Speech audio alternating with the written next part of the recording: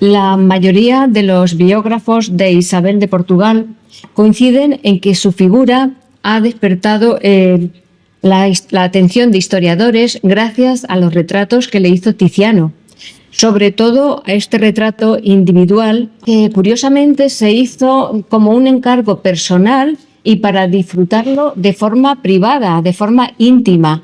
Pero paradójicamente, con el tiempo, ha pasado a ser la imagen oficial y pública de la emperatriz. Por eso, la gran mayoría de libros y de artículos y vídeos y todo lo que hay sobre Isabel de Portugal lleva en la portada este cuadro, el más conocido de Tiziano, o incluso la escultura que tenemos nosotros aquí en la Plaza de la Constitución.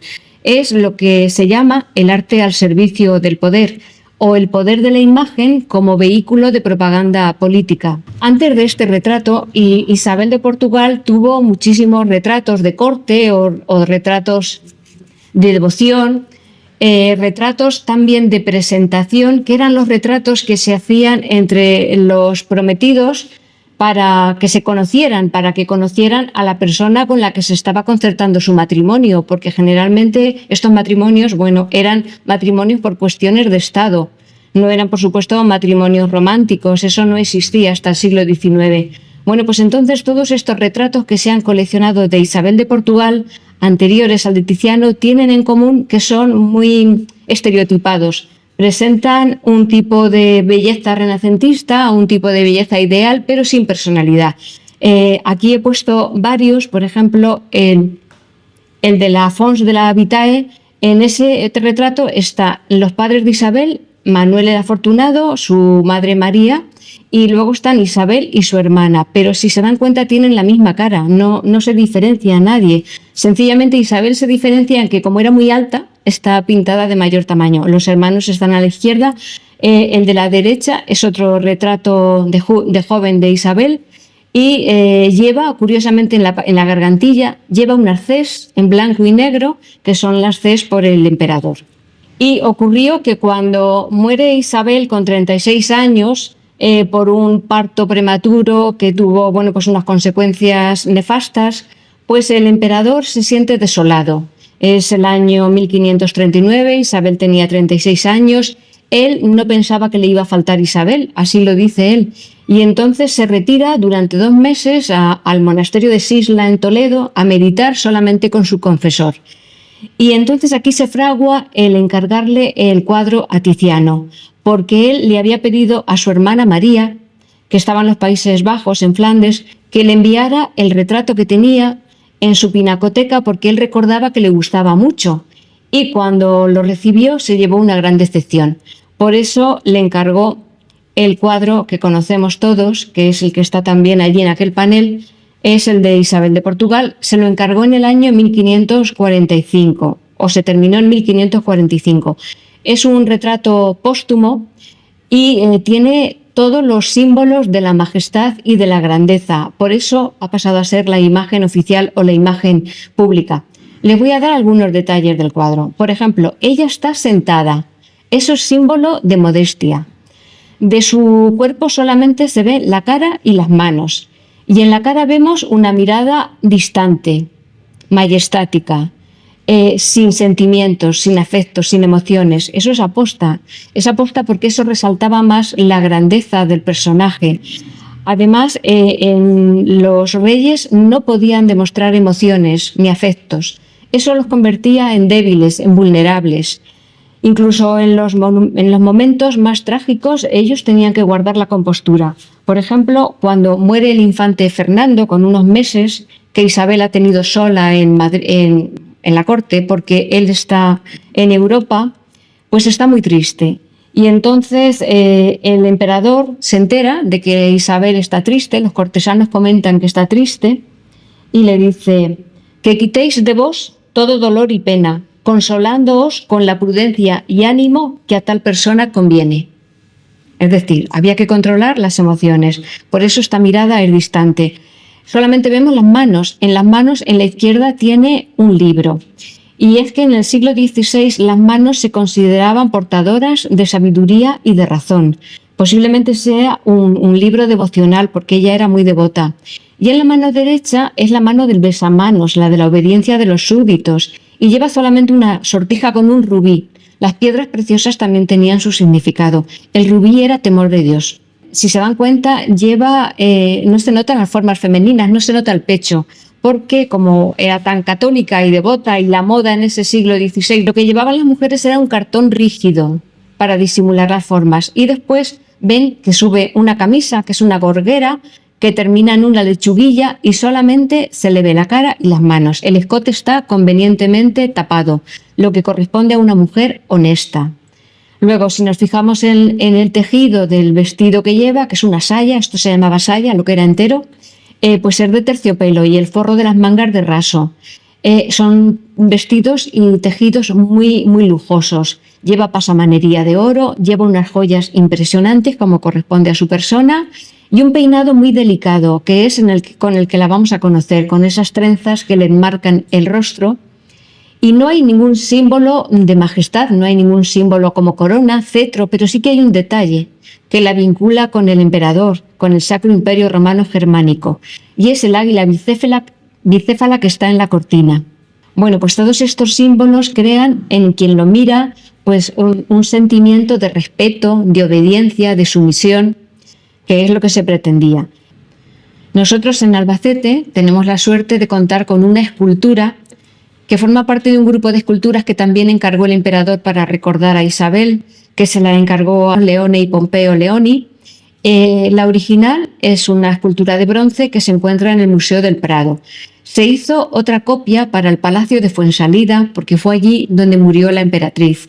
Y nosotros, con motivo de la celebración del tercer centenario de la Feria de Albacete, la Junta de Comunidades donó este vaciado en bronce a la ciudad de Albacete.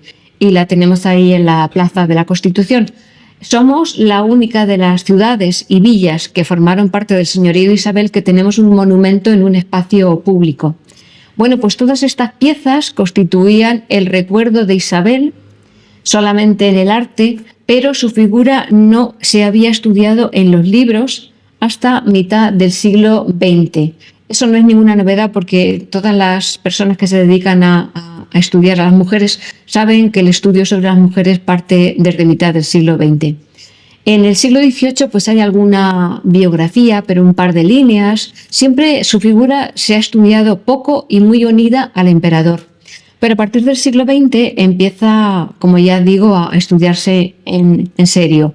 El primero fue Javier Valles Failde, que era un presbítero y rector de una universidad, que a principios del siglo XX tenía una cátedra de instituciones femeninas para instruir a mujeres obreras que querían ser maestras, y esa cátedra tuvo mucho éxito, pero él como presbítero pues rescató la figura de Isabel pues como madre, esposa cristiana, pero nada más. En el año 1951 hay una tesina de María del Carmen Mazarío Coleto, que ella estudia la correspondencia inmensa entre los emperadores y escribe este libro que es El punto de partida. A mí me han gustado mucho, de todos estos libros que he leído para la conferencia, el de María Isabel Piqueras Villardea, que se lee muy fácil, muy bien, porque ella ha estudiado toda la correspondencia de la emperatriz, que son 114 cartas las que le envió al emperador. Y luego me ha gustado mucho el de la emperatriz de Alfredo Álvarez Guerra, porque rompe algunos mitos, que les voy a decir luego, y porque está muy bien documentado en archivos. El último del año 2019, Isabel de Portugal, gobernadora, también es muy bueno y está documentado en archivos.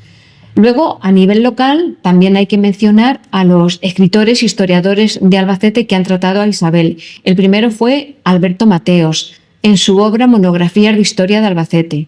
Por supuesto, hay que mencionar a Ramón Carrilero Martínez, que tiene varios artículos y un libro específico sobre la emperatriz Isabel. Lo que pasa es que Ramón Carrilero no hizo una biografía, él hizo una recopilación muy buena porque sirve como fuentes documentales de todos los documentos que hay en el archivo histórico. Luego Aurelio Pretel, por supuesto, en muchísimos artículos y monografías ha tratado de las alfombras de Isabel, José Sánchez Ferrer en sus libros también de las alfombras de Alcaraz. Entonces, con todo este material que tengo de documentos del archivo, de bibliografía, ¿cómo voy a hacer yo la conferencia? Pues yo la conferencia la voy a hacer muy personal. Yo voy a tratar aspectos humanos de Isabel de Portugal y voy a tratar de las relaciones con la villa y voy a también a explicar algunas cosas de las instituciones y de la mentalidad de la época para que comprendamos a los personajes. ¿Quién era Isabel de Portugal? Pues ella nació el 25 de octubre de 1503 en Lisboa, en el palacio que tenían en Lisboa la familia. La corte de Lisboa estaba fija, no era como la de España, que era itinerante hasta la época de Felipe II, no fue Madrid sede de la corte. Sus padres eran Manuel el Afortunado y María de Aragón o de Castilla. De las dos formas se puede decir porque era hija de los reyes católicos. Manuel ha pasado a la historia como el Afortunado porque bajo su reinado se descubrió Brasil y se incorporó a la corona portuguesa. Se conquistaron también dos ciudades de la India y de Malasia, Goa y Malaca. Y sobre todo, lo más importante, Vasco de Gama descubrió esa ruta comercial y marítima bordeando todo África para llegar a la India, a las especias, que eran tan importantes como el oro. María de Aragón murió en el año 1517, cuando Isabel tenía 14 años. Esto hizo que ella se hiciera cargo de los 10 hermanos que tuvo el matrimonio. 8 llegaron a la edad adulta. Otra de las curiosidades de Manuel es que, aparte de esa enorme riqueza que le daba a Portugal, ese poder comercial y marítimo, era que tenía muy buenas relaciones también con el Papa León X. De hecho, le regaló un elefante blanco y una pantera de Persia, ambos domesticados, pero bueno, pues son curiosidades que me gusta. Isabel recibió una educación humanística, igual que había recibido su madre en la corte de Isabel la Católica.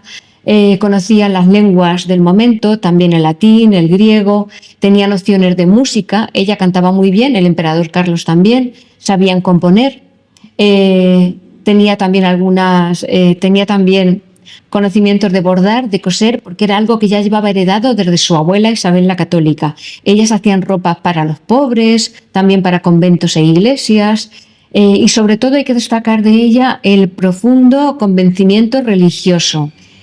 Por lo visto, hacía oración varias veces al día, escuchaba con su madre los sermones no solamente en el palacio, sino también en otros monasterios, y ese profundo afán religioso lo va a llevar toda la vida. Es curioso que ella tiene un lema que es Aut César, aut nihil, o César o nadie, que ese lema se lo debe a su madre, porque su madre en el testamento le dejó escrito a su padre que a sus hijas las casara con reyes o con hijos de reyes legítimos, nada de ilegítimos o bastardos, que eso es un problema, ¿no? Y si no podía hacer eso, que las metiera a monjas aunque ellas no quisieran. Ella se pasó toda la vida esperando al emperador. Y su hermano, cuando fue su hermano Juan III, rey de Portugal, a la muerte de su padre, también tuvo que cumplir el deseo del padre, que le dijo lo mismo: casa a Isabel con el emperador. ¿Quién era Carlos V? Bueno, pues él nació el 24 de febrero en Gante, en el año 1500. Esto conviene que lo memoricen. Él va con el siglo. Es importante porque todas las cosas que suceden en su vida hay que tener una referencia de la fecha. Sus padres eran Juana de Castilla, Juana la Loca, y Felipe el Hermoso. Él no tuvo un hogar estable como tuvo Isabel, porque en el año 1501 sus padres ya vinieron a Castilla para ser jurados como herederos. Regresaron para el nacimiento de su hermana, en 1506 volvieron definitivamente a Castilla y ya nunca más los vio. Así que él se educó en la corte flamenca con su tía Margarita de Austria. Ella fue gobernadora de los Países Bajos y lo llevaba siempre con él para que aprendiera cuestiones de gobierno. Pero él tuvo muy buenos mentores y maestros. Él tuvo también un preceptor español, Luis de Vaca, que le enseñó algo de español. Y esto lo quiero decir porque siempre se dice, cuando llegó Carlos V a España no sabía ni papa de castellano. No, algo sabía. Lo que pasa es que no lo dominaba, cometía muchos errores gramaticales y no lo hablaba con fluidez. Él, su lengua materna fue el francés. También hablaba flamenco y el que también se le resistió siempre fue el idioma alemán. Pero bueno, era un hombre culto. A él le dedicó Erasmo de Róterdam en el año 1516 el libro La educación del príncipe cristiano, con unas normas que las va a seguir en el resto de su vida. aunque también pesaban mucho sobre él los libros de caballerías. Él va a ser un caballero muy medieval en ese aspecto. En 1515 fue declarado mayor de edad para gobernar los estados flamencos y llegó a Castilla en 1517 casi sin hablar castellano. El panorama que tenía es que su madre estaba encerrada como loca o alguna enfermedad mental en Tordesillas, pero no había abdicado. Entonces, en los papeles, sobre el papel, los reyes van a ser ambos, Juana de Castilla y Carlos V. ¿Qué herencia tenía Carlos V? Pues era inmensa. De su padre había heredado los Países Bajos y el Franco Condado. En el mapa se ve muy bien. De su madre, Castilla y las posesiones de América. De su abuelo Fernando, la corona de Aragón, Cataluña, que incluía Sicilia, Cerdeña, Nápoles y ciertas plazas en el norte de África. De su abuelo, el emperador Maximiliano, los dominios de los Habsburgo en Austria y la parte del sur de Alemania y la opción a la corona del Sacro Imperio Romano Germánico. Por lo tanto, casar a Carlos V era una cuestión de Estado y además que se estuvo barajando desde que él tenía 1 año de edad, muy joven. El matrimonio tenía que servir para establecer alianzas, relanzar el poder del emperador, sufragar los gastos tan costosos de las guerras que mantenía siempre en Europa y en el Mediterráneo con los turcos y luego con los luteranos, y aislar al enemigo, que principalmente era Francia, porque Francia se había quedado aislada entre todas las posesiones o las alianzas matrimoniales que tenía la corona de Castilla. Y aquí pongo este símbolo del emperador porque es como su imagen. Los escudos en esta época y los símbolos hablaban por la persona. Tenemos un escudo con todos los cuarteles de todas las herencias que he mencionado. El toisón de oro, que es ese collar que lleva el vellocino, que para él tenía un significado muy grande y lo va a llevar en todos los cuadros, tanto en los que hay de niño como en los que hay ya de viejo en Yuste, él siempre lleva el toisón de oro. Toisón de oro es una orden de caballería que había fundado su tatarabuelo, Felipe III el Bueno, duque de Borgoña y conde de Flandes, y que se remitía a un héroe mítico que era Jasón. Jasón fue el encargado de recuperar ese vellocino de oro como una de las labores que le encargaron los dioses. Y ese vellocino, él también tenía una misión. La misión que tenían los duques de Borgoña era defender la fe, defender la cristiandad. Tenemos también las columnas del Plus Ultra, que esto es el símbolo del emperador, porque él, al igual que Hércules, que es en el personaje en el que él se veía, era un príncipe civilizador. Hércules, en uno de sus trabajos, había llegado a la península ibérica y había separado lo que es Europa de Asia, y se habían formado 2 montañas, uno es Gibraltar, una de las columnas es Gibraltar, la otra no se sabe muy bien en qué parte de África está. Pero él se veía como ese héroe civilizador porque ante sí tenía el trabajo de civilizar un nuevo continente que era América. Y luego el lema anterior, que era non plus ultra, pues él lo cambió por plus ultra porque ya existía América. El águila bicéfala es por el imperio, Sacro Imperio Romano Germánico, al igual que la corona, y las aspas que se ven en cruz es el aspa de San Andrés, la cruz de San Andrés, que es del Ducado de Borgoña.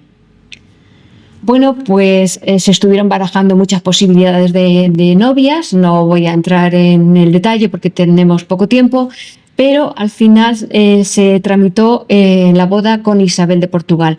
Era la candidata que tenía Castilla. ¿Por qué? Pues por muchas razones, porque con Isabel de Portugal se acariciaba la idea de unir la península ibérica. Era el sueño de los reyes católicos, la unión, la reunificación peninsular. Así ya se tenía un paso dado. Además, se necesitaba mucho dinero y solamente la corte lusa, tan opulenta, podía darle una dote en condiciones a Isabel. Además, él necesitaba una regente que cuando se ausentara de España pudiera gobernar en su nombre. Y luego, además, dar continuidad a la monarquía. Él llegó a la boda con 25 años y las cortes ya le urgían. Le urgían porque el no tener un heredero desestabilizaba el reino. Así que se concertaron las bodas con Isabel de Portugal y la dote se negoció en 900.000 doblas de oro castellanas.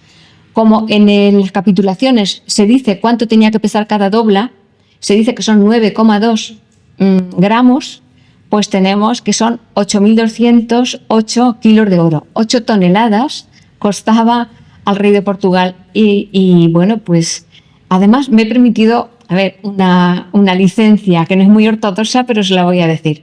He mirado cómo está el precio del oro hoy en día, ¿no? Para hacernos una idea, si esa boda se concertara hoy en día, ¿qué valor tendría? Como el oro de 24 quilates, que es lo que tenía la dobla, está entre 80 y 90, pues la dote podía estar en torno a los 700 millones de euros. Y no era todo lo que tenía el rey, porque las dotes tenían un límite, no se podía dejar en la miseria a los demás hermanos, como máximo tenía que ser 1/3 de la legítima. Bueno, pues a esta dote había que ajustar algunas cosas porque el emperador debía el dinero que le había prestado para las guerras contra Francia el rey de Portugal. Debía también la dote de su hermana que la había casado con Juan III. En total, la dote quedó en 600.000 doblas, que no está mal tampoco. Se pagaban en varios plazos, pero las crónicas de Portugal decían: fue dote que nunca mujer que no fuese heredera trajo en casamiento a su marido. Con razón. Bueno, la boda se hizo en Sevilla, entre el 10 y el 11 de marzo de 1526. El año que viene hace el 5º centenario. Y hoy me han llamado del Ayuntamiento de Sevilla porque van a hacer unos grandes fastos y quieren uno de los documentos que tenemos en la exposición. Así que vamos a estar representándose en Sevilla. Sevilla era una ciudad muy, muy poblada, tenía 40.000 habitantes y eso a principios del siglo XVI era muchísimo, porque en España solo había 20 ciudades que superaran los 10.000. Sevilla era la mayor. Después venía Toledo, Valladolid con 38.000 y Madrid solo tenía 4.000. Madrid era como Albacete. Era una ciudad cosmopolita porque allí, como venía todo el oro, todo el comercio de América, pues había banqueros, había comerciantes, había toda la gente que embarcaba para América tenía que estar allí en el puerto de Sevilla porque ahí se registraban todos los pasajeros a Indias. Y además de ser comercial, había sido leal en la guerra de las comunidades, en la guerra de los comuneros al emperador. Sevilla además tenía el apodo de Puerto de Indias, con lo cual simbolizaba la conquista del Nuevo Mundo. O sea, se vinculaba perfectamente al ideario que tenía el emperador. Isabel entró en Portugal el 3 de marzo. El novio se retrasó una semana, una descortesía total. ¿Por qué se retrasó? Pues porque había hecho prisionero a Francisco I de Francia y lo tenía en Madrid. Y tenía que firmar con él el Tratado de Madrid, por el que lo dejaba en libertad, pero lo cambiaba por sus hijos pequeños como rehenes. Así que se retrasó. La boda tuvo lugar entre el 10 y el 11, porque fue a medianoche. Y para la entrada, como homenaje, Sevilla levantó 7 arcos de triunfo de arquitectura efímera, o sea, de quitar y poner, pero desde luego con todos los detalles simbólicos y alegóricos que podía tener un emperador. Simbolizaban las virtudes morales de los reyes. Y esas virtudes morales eran, antes que nada, éticas, más que políticas. Esas virtudes se correspondían con los dones del Espíritu Santo. Por supuesto que eran sabiduría, entendimiento, piedad, clemencia, fortaleza y temor de Dios. Estuvieron en Sevilla un mes y después la luna de miel fue en Granada. Granada deslumbró a Isabel, le encantó Granada. Fueron los 6 meses de su vida que más feliz fue. En Granada, los novios que cuando se casaron, se enamoraron solamente al verse, pues dedicaron todos los días a pasear, a conocerse, a hacer tertulias con literatos y además los aprovechó muy bien esos 6 meses el emperador para instruirla en los negocios de gobernar. Le fue hablando de qué eran los consejos, cuál era la política internacional y él se sorprendía de lo rápido que aprendía Isabel. En la Alhambra además se sintieron tan a gusto que levantaron un palacio, el Palacio de Carlos V, que todavía existe, porque ellos querían hacer de Granada la capital del reino. No pudo ser y a Granada solo volvió Isabel ya muerta. En diciembre se trasladaron a Toledo con la buena noticia de que la emperatriz iba embarazada. La corte, como ya he dicho, era itinerante. Toledo, Valladolid, Palencia, Madrid. El 21 de mayo nació el futuro Felipe II. Y ya en 1528, bueno, 21 de mayo de 1527, claro, en 1528 por primera vez ella ya tiene que hacer de regente porque el emperador se ausenta, pero cerca, se va a las Cortes de Monzón, no se va muy lejos. La siguiente ausencia en 1529 será por 4 años. O sea que esa semana que esperó es lo que ya le tocaba hacer toda la vida, esperar siempre al emperador. Para mantener la casa de Isabel, él le adjudicó o le entregó en arras 300.000 doblas y para mantenimiento de su casa otras 40.000 que las iban a pagar los pueblos, villas y ciudades de Soria y Alcaraz, que eran ciudades, y las villas de Molina, Aranda, Sepúlveda, Carrión, San Clemente, Albacete y Villanueva de la Jara.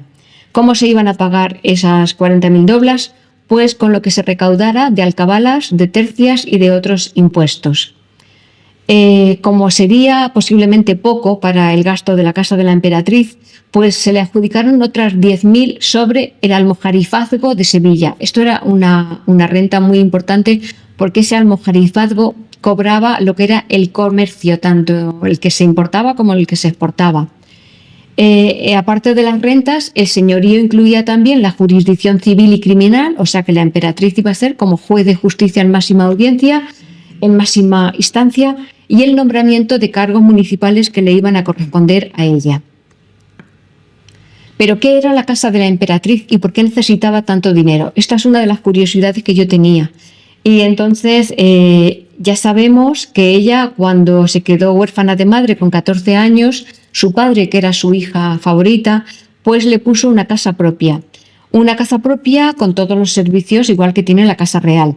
Tenía 192 personas a su servicio, pero eso era muy poco. En España ella tuvo casi 800 personas a su servicio. O sea, mayordomos, secretarios, coperos, aposentadores, reposteros, damas que estaban a su alrededor, damas nobles, 60, criadas 100, capellanes 20, una cantidad de gente a su alrededor. Toda esta gente se movía con ellos, con la corte, con lo cual el gasto era inmenso. El primer año ya se demostró que las rentas de las villas y ciudades eran insuficientes, no llegaron ni a cubrir la mitad, con lo cual se le tuvieron que adjudicar las rentas de parte del marquesado de Villena, lo que era Chinchilla, Cieza, Murcia, las Salinas de Atienza y algunas villas del campo de Montiel. De todas formas, en 1528 hubo que reestructurar la casa de Isabel para rebajar gastos y, por supuesto, para sustituir a todos los nobles portugueses por nobles españoles, porque eso generaba muchísimo malestar. ¿Y por qué generaba malestar? Y Carlos V ya lo sabía, porque aunque él era el emperador más poderoso de toda Europa, cuando se inició su reinado en España fue muy complicado. Él llegó con 17 años y llegó con opciones al trono imperial, con lo cual vino a por dinero. Él necesitaba dinero porque tenía que comprar el voto de los electores. Y lo primero que hizo en Castilla fue pedir dinero y además se trajo una corte de nobles flamencos que los puso en los sitios, en los cargos más destacados. Y eso sentó muy mal en Castilla. De hecho, al grito de España entera es comunera, se sublevaron en Valladolid los comuneros y le pidieron para firmar la paz con Carlos I que tenía que reestructurar su casa, quitar gastos, reformar Hacienda y frenar la corrupción. Por lo tanto, la casa de la emperatriz se rebajó y se sustituyeron a los nobles portugueses por nobles españoles. Ahí entró a su servicio Francisco de Borja, que va a ser San Francisco de Borja, y que lo menciono porque luego nos va a salir al final. Con esta reestructuración la gente se quedó muy contenta y además los nobles españoles y damas a los que les dio cargos de confianza fueron ya leales toda la vida. He memorizado un poquito para que vean el protocolo y el gasto de estas familias reales, lo que comía la emperatriz. Bueno, la emperatriz siempre comía sola, pero rodeada de toda su corte. Ella era muy sobria, era una persona de poco comer, pero claro, la mesa de la emperatriz no podía ser una mesa floja, tenía que ser correspondiente a una reina. Y entonces, tanto en la comida como en la cena, se servían 12 platos.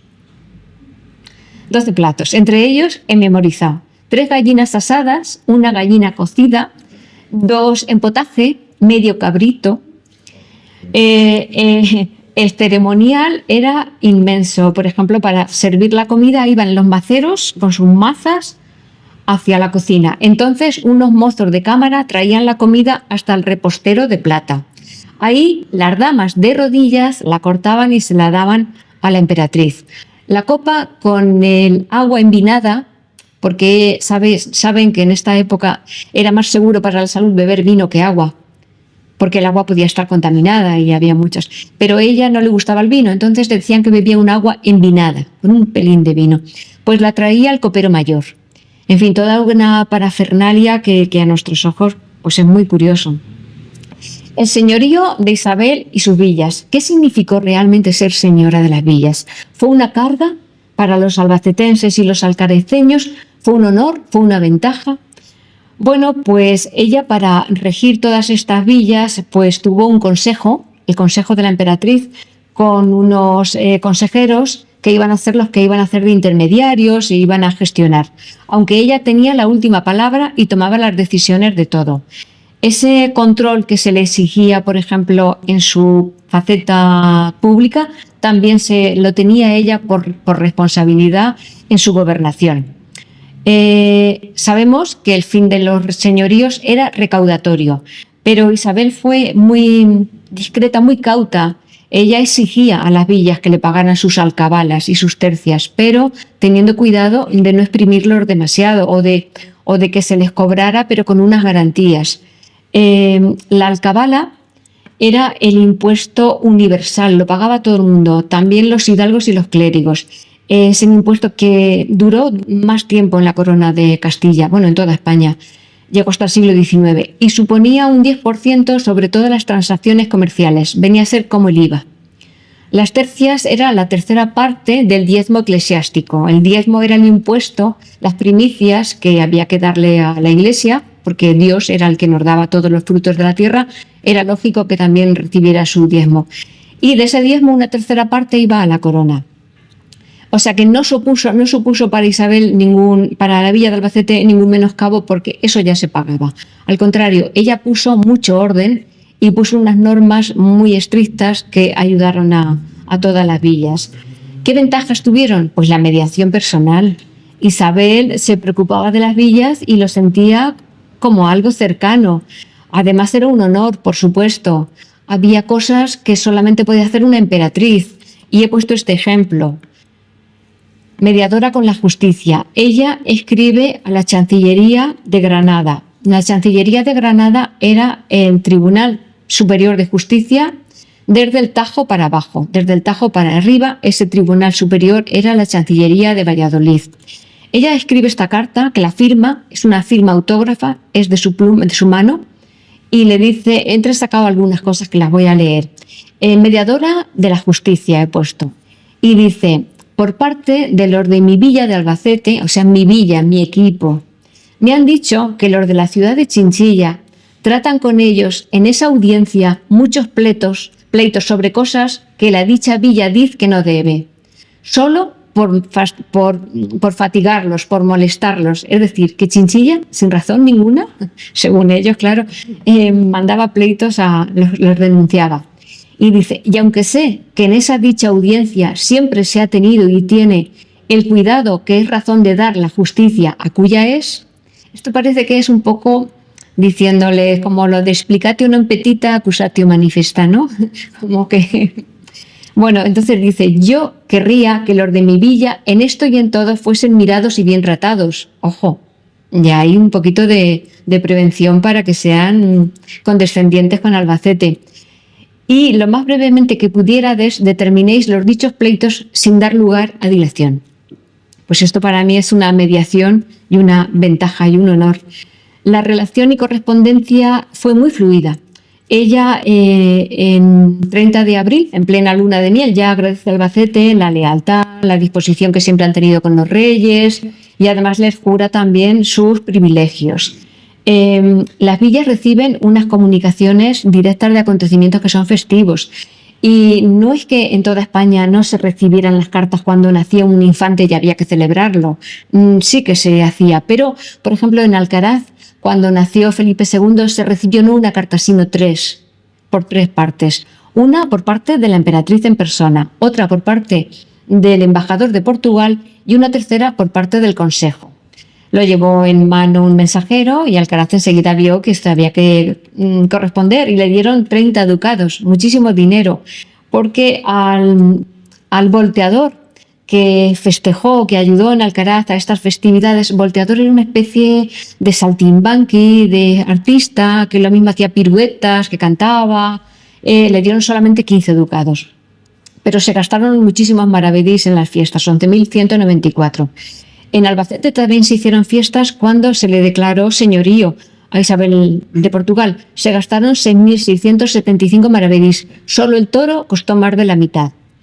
Así que sí que hay una relación fluida con mucha correspondencia. Como señora de Albacete, el día 18 de abril, el emperador ya comunicó que las rentas y la villa entera había sido adjudicada a su esposa para el sustento de su casa. Este es el documento que nos han pedido en Sevilla. El 7 de junio de ese mismo año, el doctor Garcés, en nombre de la emperatriz, como miembro de su consejo personal, tomó posesión de la villa. Y eso es un acto protocolario en el que, aunque Isabel está ausente, ella nunca vino ni a Albacete ni a Alcaraz, pues por una serie de ceremoniales, de rituales, parece que está. Por ejemplo, se convoca en concejo abierto a todos los albacetenses que quieran estar presentes a esta sesión del ayuntamiento. También al marquesado de Villena, porque tenían que entregar sus varas de poder, porque desde entonces ya se apartaba de la gobernación del marquesado y iba a pertenecer a Isabel. Y bueno, pues se leen los documentos, las cartas reales, y después todos los regidores las ponen sobre su cabeza y las besan. Y esto significa, el poner la carta sobre su cabeza es que anulas tu voluntad y solamente vas a obedecer al rey. El rey va a ser tu voluntad. Y la cabeza, que digo. Y luego besar las cartas es besar la mano del rey. Después el doctor Garcés dijo que todo el mundo de la sala se saliera fuera y cerró la sala. Después la abrió y les dijo que pasaran porque se iba a convocar la sesión en nombre de la emperatriz. Les requirió las varas que tenían de mando, las varas tradicionales de los concejales, en este caso de los regidores, que eran 8, y se las llevó. Les dijo que abrieran el arca de las 3 llaves donde se guardaban los documentos y leyó el privilegio de villazgo, el del año 1375, y algo del resto de privilegios. Y después lo volvió a colocar en su sitio y cerró con las 3 llaves. Esto significaba, era un reconocimiento por parte de la emperatriz de los privilegios que tenía la villa y de que los iba a respetar. Después abrió las ventanas del ayuntamiento y miró la plaza y miró el campo. Esto quiere decir que las casas eran muy bajitas y dijo que toda esta población, todo esto ya es de la emperatriz. Bueno, pues con toda esta serie de protocolo estaba claro que parecía que la emperatriz estaba, aunque estaba ausente, parecía presente. Albacete, ¿cómo era entonces? Pues tenía 1.059 vecinos. En esta época no se contaba habitantes, se contaba vecinos, cabezas de familia, lo que podía equivaler a unos 4.500 habitantes. Alcaraz tenía más, unos 1.200, solamente Alcaraz. El término, 2.890. Vecinos, multiplicado por 4,5, pues nos da unos 8.000. Las casas concejiles, ¿cómo eran esas casas concejiles? Bueno, pues he cogido esta foto antigua del año 1921, que es que no se parece nada a lo que era la plaza de Albacete, la plaza mayor, a la plaza que tenemos hoy.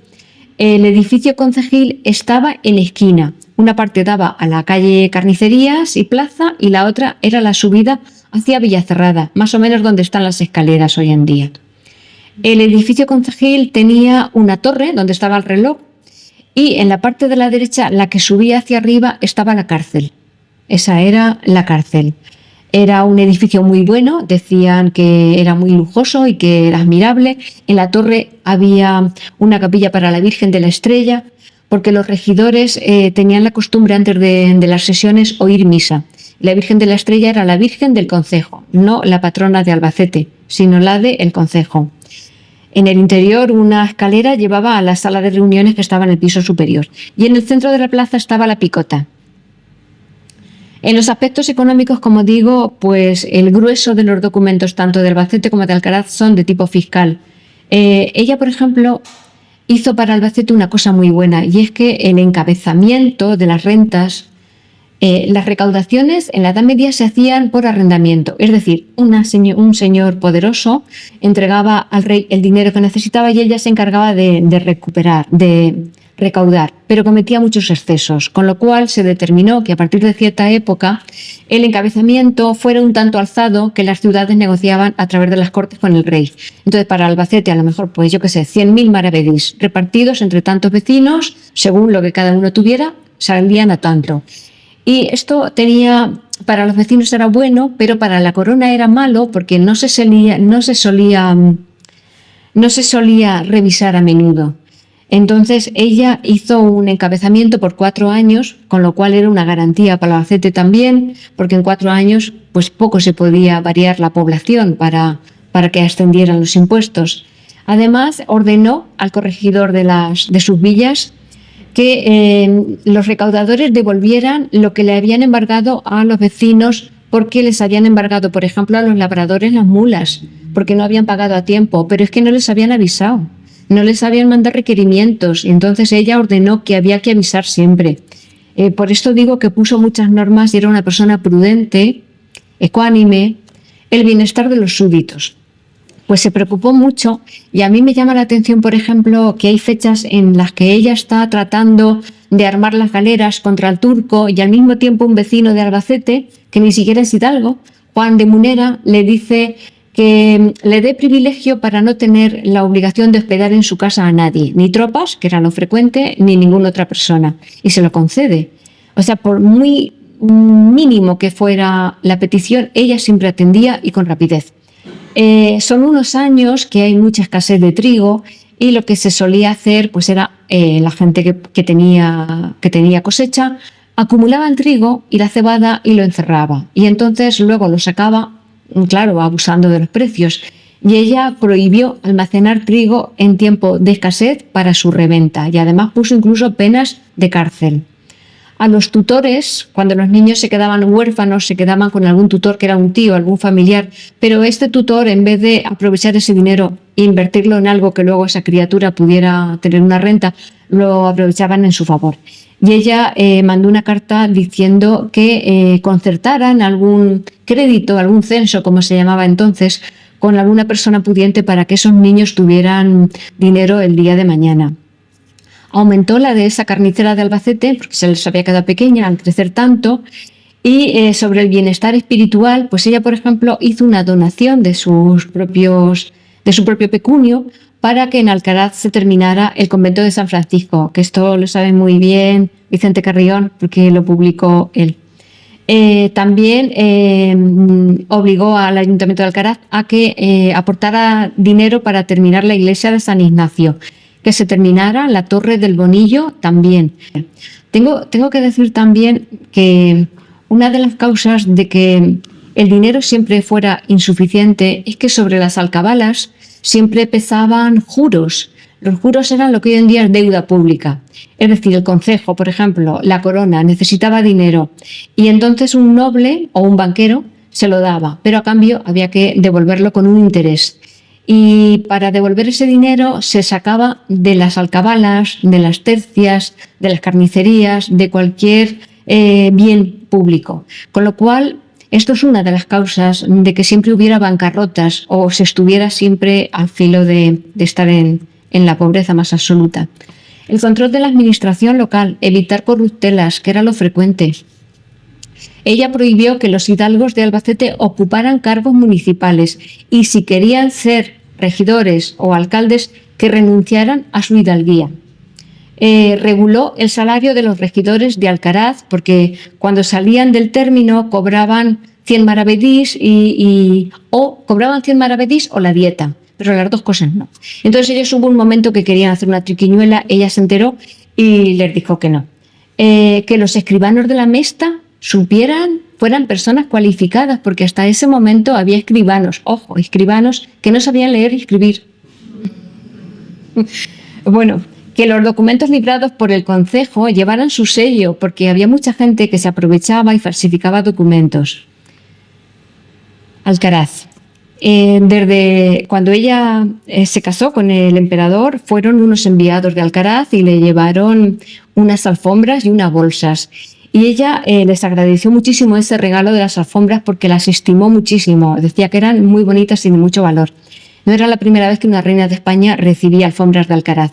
Todas las nobles que podían tenían alfombras de Alcaraz, que las ponían en los suelos y también en el estrado.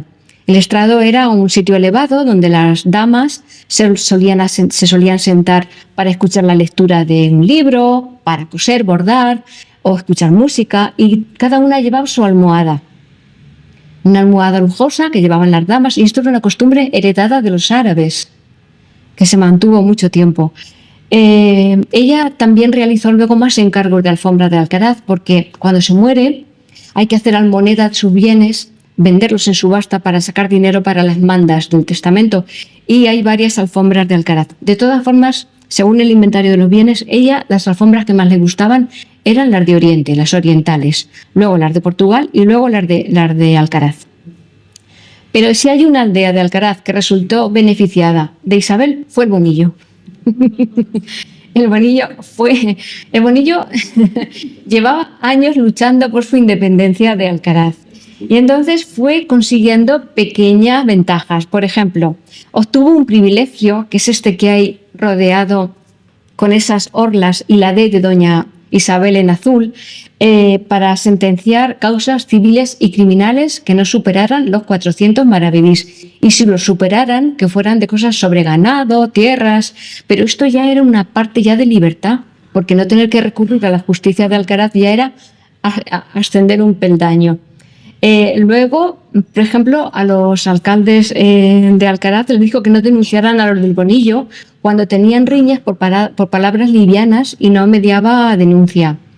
Pero lo que más les gustó a los del Bonillo fue la exención de pagar la cuenta de San Miguel y el regalo humillante de las perdices, porque el privilegio está arriba, es el primero.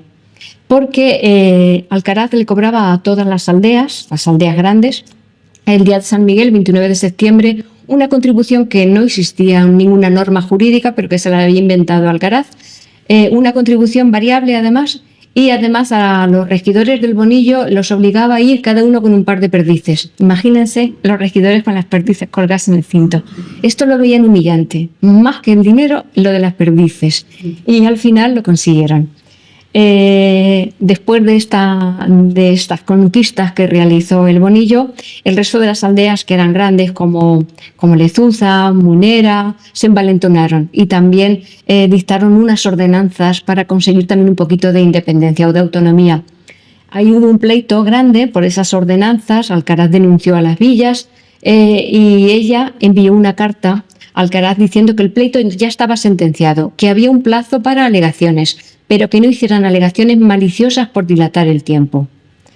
Y luego lo que he puesto también es el escudo del Bonillo, porque el Bonillo tiene una especial vinculación con Carlos V, y es que en este escudo está la corona imperial. La corona imperial que hemos visto antes entre los atributos de Carlos V. La muerte de la emperatriz, ella muere de un parto prematuro con un niño muerto que le generó unas infecciones. Murió el 1 de mayo de 1939 con 36 años y entonces ella estuvo lúcida hasta morir y se acordó de todo el mundo, y en el testamento a todo el mundo lo mencionaba, le dejó algo, incluso lo dijo a sus consejeros: escribir a mis villas y decirles que estoy muriéndome, pero que sigan leales al emperador hasta que él dictamine otra cosa. Y esta es la carta que está en ese libro que envió a Albacete. Y además tiene unas palabras así muy lúcidas, ¿no? Dice: sepades que, porque al presente yo estoy gravada de mi enfermedad, temo que sea Dios servido de me llevar de esta presente vida. Además, también demuestra una gran responsabilidad. Cuando murió, se mandó otra carta a Albacete para que se celebraran unas exequias por la emperatriz, y se hicieron unas exequias tremendas. Se llevó un luto rigurosísimo.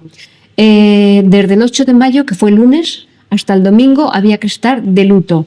Y además había que llevar los hombres lobas con capirotes, que son esas capuchas. Esos son las lobas. los regidores, por supuesto, también tenían que llevar esas lobas. Y las mujeres tenían que ir de paños negros tundidos quiere decir que fueran con el paño regular, o sea, bien cortado, lujoso y con tocas negras. Y que las mujeres tenían que ir a la planta segunda del ayuntamiento, a la sala, y los hombres a la plaza.